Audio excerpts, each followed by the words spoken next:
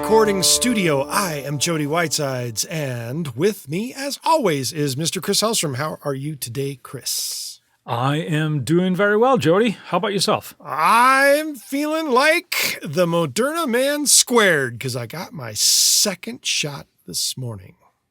Very cool. Very cool. Congrats. I will be getting mine tomorrow, my second shot. So, Whee! Yeah, should be nice to get that sort of done with for the time being anyway. So Get it out of the way. That's right. Yes, indeed. So- Indeed. What are we talking about today, aside from shots? Besides second shots, we are talking about a subject that is near and dear to my heart. How to get high gain guitar sounds. Woo! Yes. Can you Screaming. tell that I'm super pumped here? It's an interesting topic, I think. It's one of those things that can really make or break a sound if you don't know how to dial stuff in. And I remember when I started dealing with tone and dialing in tones, I didn't necessarily know in which end to start, and trying to just kind of throw everything in the kitchen sink at my guitar to see what stuck. But today we're going to try to clarify some concepts and give some tips and tricks, hopefully, if you're feeling that this is a little bit of a mysterious process. Mysterious. Well, what's the first thing in the order of business when it comes to getting a high gain sound? Well, everything starts with a guitar, right? So highly recommend having a humbucking guitar for maximum output, maximum metal, as it were. And for those that don't know what a humbucking pickup is, it is two coils wound side by side in a single casing. Yeah, generally a little hotter output and generally quieter than a single coil guitar pickup. So you will avoid some of that nasty 60 cycle hum that you will tend to get. And if you're using a lot of gain and distortion like we're talking about today, that is just obnoxious. So It's the enemy. The enemy of great sound is 60 cycle hum. it's the enemy of silence, that's for sure. That's right. Yeah. So the first thing I guess we need to think about, once beyond the guitar and we have that, is what kind of high gain guitar are we looking for? Because that's a pretty broad spectrum. It can be. Yes, it can. So I'm thinking things from, more of like over the top, kind of like a Slipknot or a Periphery, that kind of like modern metal kind of sound, Sure. all the way through, 80s thrash with like Metallica's Master of Puppets, something like that, or more of just like a straight ahead, just kind of rock tone, like let's say a Van Halen or a Ozzy thing or something of that vein. So we obviously need to define what it is that we're looking for first, but some of these tips will steer you in the ballpark and then season to taste. But of course. So if you were going to pick a high gain amp to go with your high gain sound, what would you kind of look for first, Jody? What are some of the amps that you might shoot for given the option? Given the option, one thing that just kind of popped off the top of my head is a Hughes and Kettner. Then there you got the Engels, Soldanos, Mesa Boogie, especially their rectifier or their tri-axis, Friedman, those kind of things. What about you? Yeah. Today, there's so many great amps out there that do all this kind of stuff. When back in, I would say, sort of early to mid 80s, the best you could sort of hope for would be a modded Marshall or something like that to kind of get you in the ballpark. But there's so many options today. There's the Diesels, there's the Framus amps, there's the Orange amps even. Yes.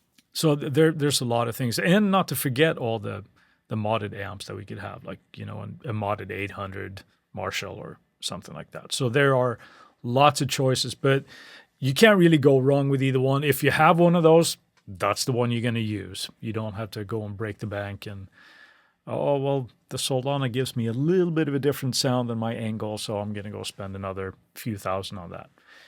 If that's in your budget, awesome. Yeah. Let's say we're going down the software route. What kind of amp sims would you recommend? Oh my, there are so many. It's like you can get into amp overload. There's no question about that. It's off the top of the head, you got Neural DSP, And then there's Bias and STL Tones and Brainworks and Universal Audio and Studio Devil and the Line 6 stuff where you've got the Pod Farm 2 and you've got the Helix. There's all kinds of amp sims. I mean, pretty much every amp sim maker makes a high gain amp. Is the reality of what it is. Absolutely. And you may not know this about me because I'm pretty quiet about it, but I'm a big fan of the Brainworks stuff. Yes. Understatement of the year. But no, there's a lot of great options today. And the proverbial feel that we used to talk about, it feels like playing through a real amp. Mm-hmm. I think that is definitely there. And also something, obviously, that both you and I have done for quite a few years. So you kind of get used to what it feels like, and you're realizing you're not standing in the same room as your amp. You're listening to a recreation of a mic, of a mic'd up amp. So yes, I'm a big fan of the angle stuff from Brainworks. I like their Friedman emulation as well. Mm-hmm. I've mentioned about the Neural DSPs, the Soldano, just the last couple of weeks here. I think it was one of my Friday finds. Yes. Lots of great stuff out there. It's almost like an endless search, really, to find the ultimate one. But that's the one that we do. That's what we do as guitar players, isn't it? It's a constant search. And yes. And a constant knob twiddling extravaganza. And the reality is it's not a matter of trying to find a particular boutique amp, although it's a lovely thing to do. Generally speaking, any amp is going to serve the purpose. It's just a matter of whether or not you can dial in the sound the way you prefer. Yeah. And that kind of goes back to our old thing where it's get to know your gear, right? Exactly. And get the best out of it. And don't just be a preset surfer. Start with the gear that you have and really know it inside out. And if you need to make changes from that, then you do that. What's the best way to say this? The best way to say this is you can't get around spending the actual time with the gear. There's just a certain something of like sitting with something for hours and having either read the manual or not, but twiddling knobs and figuring out what sounds come out of the monster that you're trying to create. That's just as simple as it is. And I think it was not a high gain metal dude, but a very well-known and respected guitar player by the name of David Gilmour. Once stated, never heard of him. Once stated that he could walk into any store and plug into any amp and fiddle with the knobs for a few minutes and end up sounding like him. And I believe the same could be said for pretty much any guitar player that has a very distinct quality to their sound, whether it's Van Halen or Yngwie or Blackmore or Hendrix or Gilmour or Tobin Abasi. These guys all have a certain DNA to the sound of their playing, and it wouldn't technically really matter what amp they plug into. They can mess around on the knobs and the settings for a few minutes, and they will dial in exactly what they need at any given point in time for their sound. Yeah, it's very true. Players will always sound like themselves. And I remember a story I can't remember the actual player, but he was telling the story where he was really excited getting the opportunity to play through Eddie Van Halen's rig.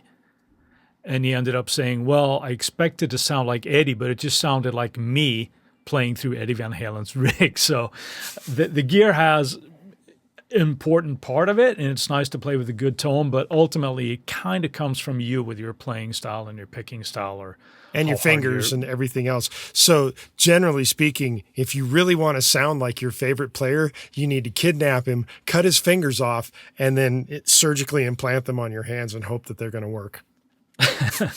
No, it is.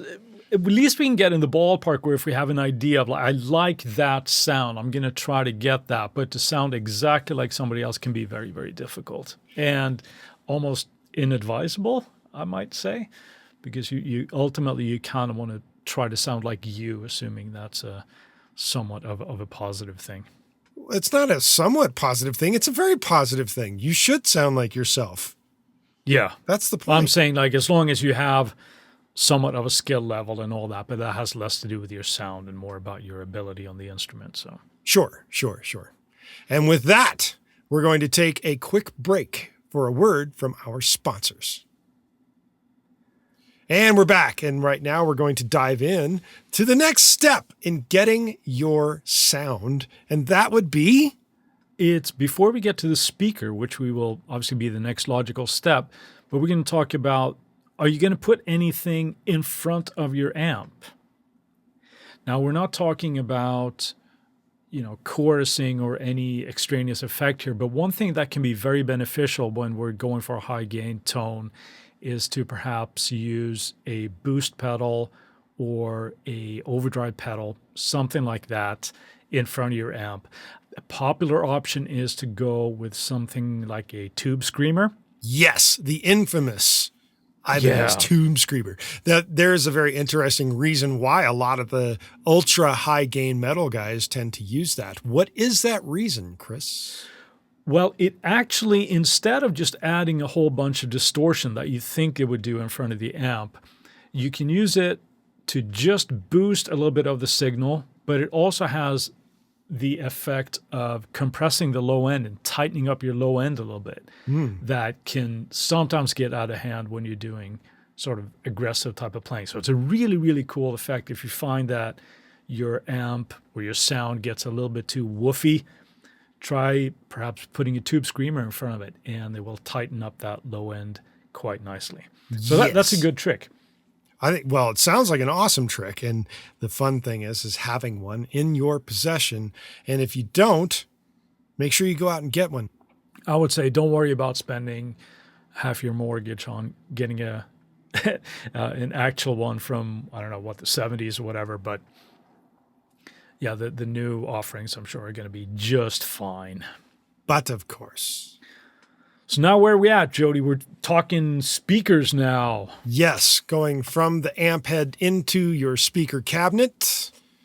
And that's another choice where it becomes, what kind of sound do you want to have coming out of your amp head? Do you want it to have a bigger, woofier, heavier kind of sound in terms of the low end? Or do you want it to have a bit more of a cutting, dicing, slicing kind of sound coming from your amp? Because the type of sound in that regard will determine what size speaker you want in the cabinets that you're going to get. Yeah. There's a lot of moving parts here, isn't there? From pickups to amps and everything. But we're going to try to get some generalities here. But I think you generally want, obviously, a 2-inch speaker. So 2-inch speakers? No, I think you mean 12. I'm sorry. 12-inch speakers. Wow. Yeah, 2-inch speakers, that'd be really tiny. That's like going for, that cigar box or the cigarette amps that they make out of cigarette containers. Yeah, I was thinking of the Swedish 12. That's why I said 2. No, a 4x12 or a 2x12 is generally what you tend to use for like higher gain type of stuff.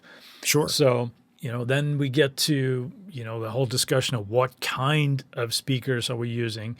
That's a whole nother discussion. Are we using greenbacks? Are we using, 75s? What are we using? A whole other can of worms right there. But generally, a 4x12 or a 2x12 will do you the job. Yes, it will. And when I was talking about with the other speaker sizes, some cabinets come with 10-inch speakers where they're going to be a little bit brighter sounding because they're smaller. They're not going to have as much low end to their output. And then on the other end of the 12-inch side, you have the 15-inch speakers, although most commonly associated with bass. Yeah. They can be used for guitar as well, and they're going to give you a whole lot more grunt on the low end when you're using a 15-inch speaker. That's why I mentioned the speaker size could be important to where you're trying to travel with your tone. No, that's very true. Very true. But I would say that going for like a 4x12, given the option, that's probably where you want to start anyway, unless you're going esoteric and trying different things. So sure. Very much so. So then next thing, mic choices. Yes. Now it starts getting a little bit more interesting, right? Very much so, because the mic can do a whole lot of difference in terms of voicing the sound that comes off that speaker and comes out your monitors in the control room. Absolutely. So the first one if you only have money for one microphone, get yourself an SM57. The That's traditional sort of like, standby. That is like the de facto standard. Right. Built like a tank, and you can always make it work, right? That's your sort of go-to at first. Doesn't mean that that's the only option, of course. We could have a Sennheiser 421, maybe even an AKG 414. I know you have a couple of other ones that you like to use as well. Well, there's the SM7, which is built off of the concept of the 57, but it's not the 57. Then there is the Royer 121, although not generally used so much for super high gain situations. It is a good all-around microphone for miking cabinets. And then if you want something to get like a little bit more darker off of whatever speaker you're using, the 4038 is a really good mic for that. It provides a lot of low-end thump without being super woolly, I guess is the best way to say it. Yeah, so I don't think I've ever used those. I'll have to try those out and experiment with that. Yeah, they're a great mic too. So the next thing, once you have your mic choice, is to position the mic in front of that speaker that you're going to use. Just throw it in front of it. It'll be fine. It'll be fine. Doesn't really matter, right? You just throw it in there and then, you just go. Start twiddling knobs. No, obviously mic placement is very important, right? And I like to start placing it all the way up against the grill and right where the cap meets the cone. That's where I like to start, right? I think that's a good sort of certainly starting point. And a lot of times that kind of gets me in what I want. But of course, moving that around is something we should experiment with and see what that does to the sound. So maybe this is a good point in time where if you have someone else to help you out, it's a good time to have someone else in the studio with you so that they can be there to move the microphone around while you listen to what's coming back at you on your monitor speakers. Because if you don't, you're going to sit down, you're going to listen, you're going to play, and then you're going to stand up, you're going to go back in the room, you're going to adjust the mic probably 1 inch maximum in any given direction of where you're going, and then you're going to go back to the control room, sit down, play, listen again, and determine, did I get anywhere close? So the reason why I'm saying this, and Chris is also suggesting it, is that when you go to mic and amp, yes, the mic is important, but even more important than that is the actual location of the mic when you're doing your recording, because minor adjustments of 1/2 inch, 1 inch in any given direction off of that speaker is going to make loads of difference in the EQ, sonically speaking, without you touching a single knob of the sound. Yeah, absolutely. So it is really, really important to experiment there. And I'm a big believer in that getting it right or as close as you can at the source before you start twiddling with EQs and things, you're saving yourself a whole lot of trouble down the line. Right. Another option, of course, is to use multiple mic setups here, but then we can, if we have like different types of mics to get different tonalities, then we need to start worrying about phasing issues and that kind of thing between the two mics. So I would say if you're sort of new to this process, start with a one mic system and see where that gets you. Right. So that sort of takes care of the beginning part when we're using actual hardware. Mm-hmm. Now, when it comes to the experimentation here, even if you have a hardware amp and you're going into a load box or something and you might be using IRs, yes, or as you and I tend to do, we're big fans of red wires for experimentation. But the same principles apply here. Now, of course, you have possibly a much bigger mic locker and probably speaker locker at your disposal as well if you're using software. So yes, could be time for experimentation, but I would argue that try not to fall down the rabbit hole of feeling that you have to try every possible combination, because chances are you'll never get anything done if it's actually time for tracking, right? So do the experimentation on your off time. yeah. Then you can write notes and make mental notes and write notes to yourself and come back and say, this is going to work. And then you can dial it right up.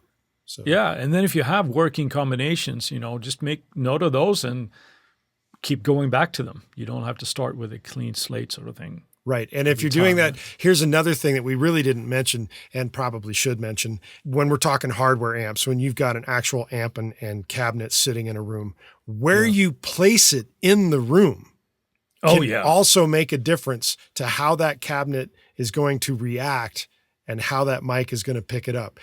These are all things that need to be considered when you're chasing that tone.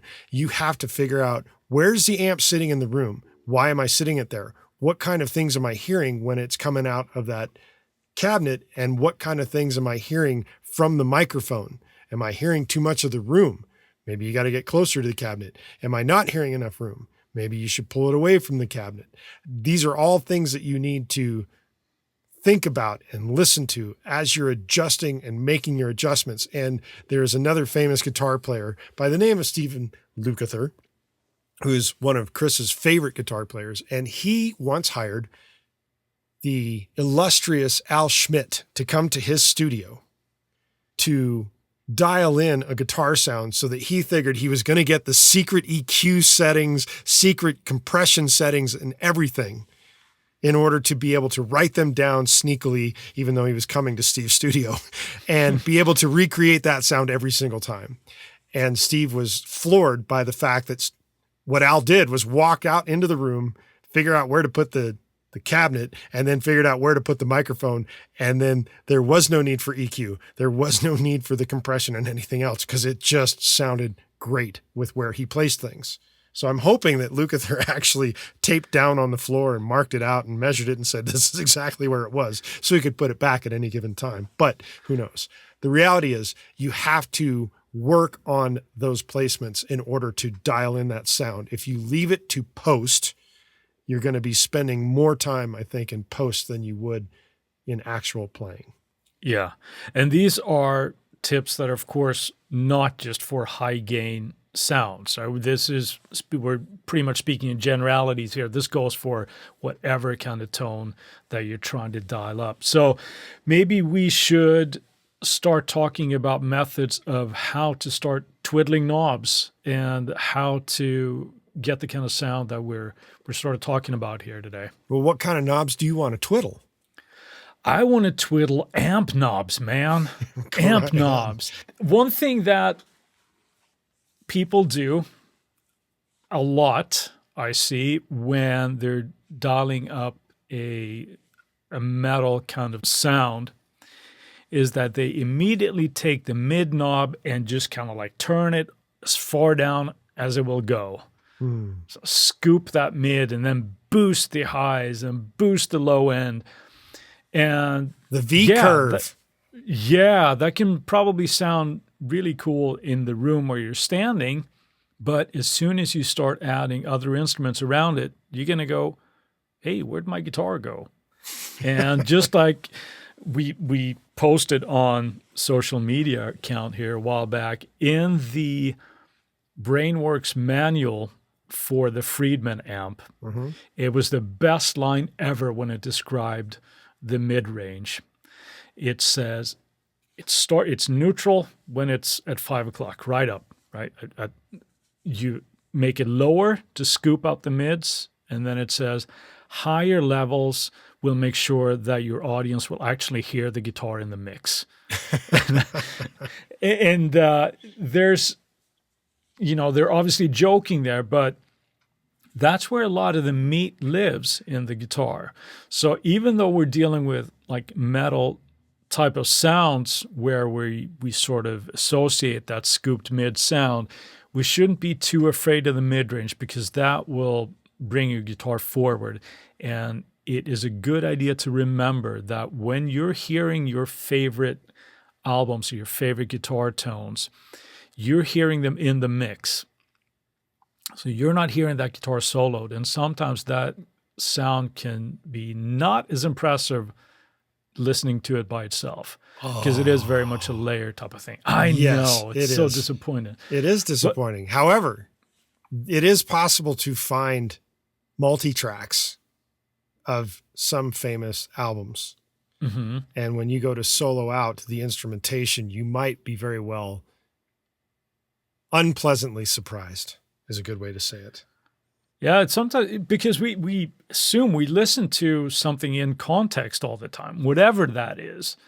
But it's when that in solo, and again, we talk about when we talk about mixing all the time, don't mix in solo mode because you want to listen to it as a whole. And that's sort of like the biggest tip I would give players when they dialing in like a high gain sound.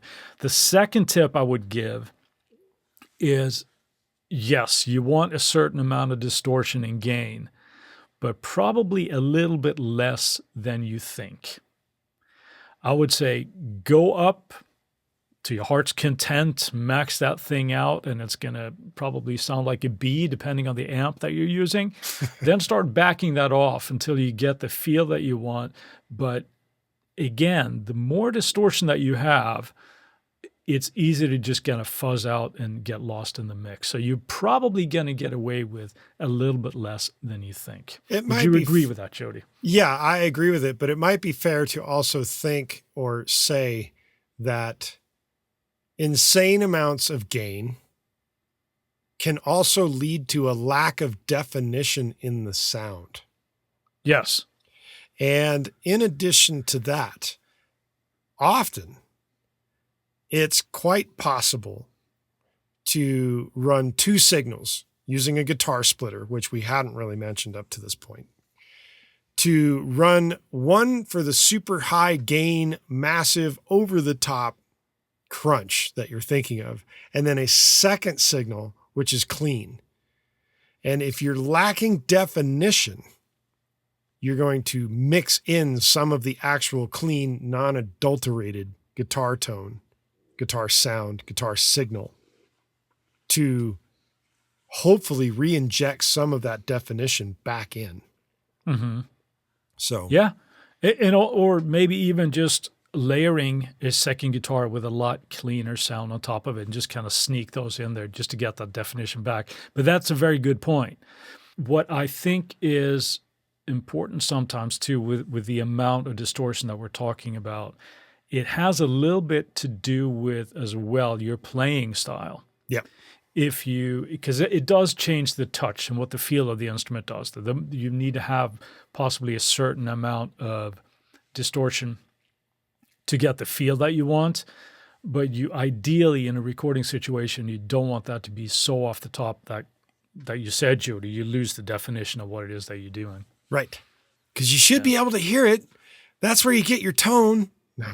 In a perfect world, yeah. In a perfect world. In a perfect world, yes. Yeah. Don't be afraid of the mid-range. I tend to do this when I start. I actually showed this on a Tuesday tip not too long ago. But the way I tend to start dialing in tones is I tend to feel like I'm jumping here a little bit, but I do think it's important. When I'm dialing in the amp tone, I tend to start with everything at 12 o'clock as my starting point and then go from there. With that, we would like to wish you happy high gain hunting. Indeed. Yes. So that brings us to our little segment called Friday Finds. What have you got for us this week, Chris? Well, we're all about the high gain, right? Right now, and yes. I was doing some mixing over the week where I don't think I mentioned this plugin in the past, but if I have, I want to bring it up again. It's by TSE Audio, and it's bass overdrive. I like to add some bass overdrive to my bass track, oddly enough. But the reason I like to do that is almost the opposite of what we were talking about definition on guitar tracks here, but it does add some crunch and power to a bass that I like to do in parallel processing there. So TSE Audio, bass overdrive, and it's a free plugin, so go check it out. Even better, it's not going to break your bank. Yeah. What do you got for us, Jody? Well, since we're talking guitars and we're talking distortion and all that. I'm going along the effects route that happens after you do your high gain distortion. And that is Eventide's Ultra Tap. And they've got the Ultra Tap pedal now that is hardware based. So when you need serious delay situations to be set up. I don't joke around with that's my right. delays, man. I need serious delays. Serious delays. You're going with the Eventide Ultra Tap. That's my pick of this week. Cool. Yes. I like it. I do too. All right. Yeah. And with that, while we've got your attention, we do ask that you go and post about our podcast on your favorite audio forum. In addition to that, you can go to the website at insidetherecordingstudio.com and do a plethora of things, including leaving a review at Podchaser and at Apple Podcasts. Or you could also sign up for the email list, which will automatically enter you into future giveaways. Hint, hint. And we'll send you weekly reminders about all the episodes that we've recently done in the past week and keep you abreast of new episodes when they come out. Plus, if you wish to give Chris and I a topic of suggestion to speak upon, you can hit the contact page at the website and send us a suggestion. In addition to that, if you send an email to goldstar, GOLDSTAR at InsideTheRecordingStudio.com with the word metal, without singing it, it is metal, you might get something cool in your inbox. Right back at you. And with that, we'll say, see you later, Chris. Have a good one, Jody.